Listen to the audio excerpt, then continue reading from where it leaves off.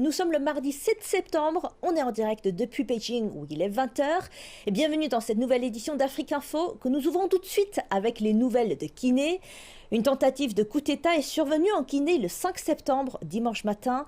Un groupe de soldats guinéens en mutinerie ont proclamé avoir évincé du pouvoir le président Alpha Condé, dissout le Parlement et le gouvernement et instauré la fermeture des frontières. Pour cela, nous rejoignons tout de suite notre correspondant Tierno Ibrahima Baldetou qui est sur place à Conakry en Guinée. Bonjour Tierno, pouvez-vous nous décrire plus précisément la situation sur place? Quelques évolutions depuis hier? Oui, quelques évolutions, c'est vrai. Depuis la dernière rencontre entre le chef de la junte et les anciens membres du gouvernement et président des institutions de la République, déjà dès le petit soir à la télévision nationale, dans deux communiqués, la junte d'abord a décidé de démanteler les postes armés qui étaient installés tout au long de l'axe Hamdallah et Bambeto Kouza. C'était, vous savez, c'est des quartiers très favorables à l'opposition où il y avait chaque fois des manifestations. Donc la junte a décidé de démanteler ces PA qui étaient installés par l'ancien régime pour contrecarrer ces manifestations. La deuxième décision de la junte, c'est d'engager le processus de libération des détenus politiques.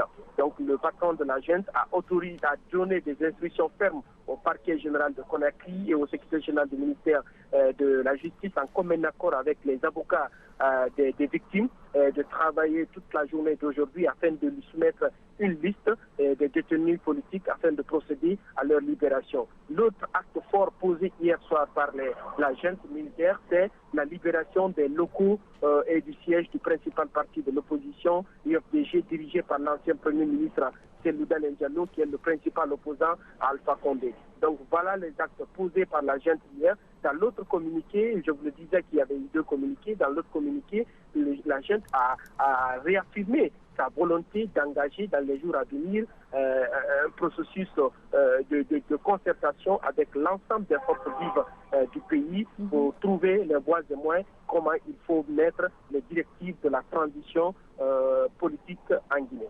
Donc apparemment, il y a encore beaucoup de choses à décider, à venir.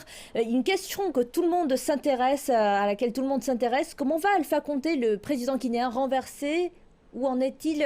Comment il va? Comment sa situation de santé en ce moment? Pas beaucoup d'informations autour du président Alpha Condé depuis la dernière sortie de la junte qui a réaffirmé avoir détenu le président de la République. Même hier, des questions ont été posées à la junte. Toujours, c'est la même réponse. Le président Alpha Condé se porte très bien dans un lieu sûr.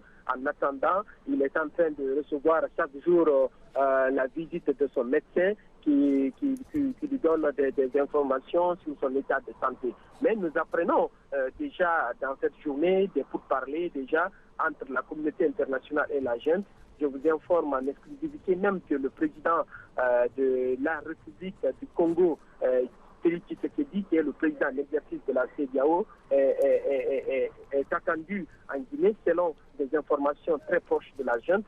Le président de l'Union africaine viendra en Guinée entre demain et après-demain. Il va rencontrer la junte militaire pour discuter avec eux des raisons du coup d'État, comment ils vont conduire la transition, mais surtout sur la question du président Alpha Condé. Est-ce qu'il va rester en Guinée ou bien il va s'exiler dans un autre pays? C'est des questions qui vont être discutées lors de la visite en Guinée annoncée du président en exercice de l'Union africaine, le président congolais Félix Tshisekedi.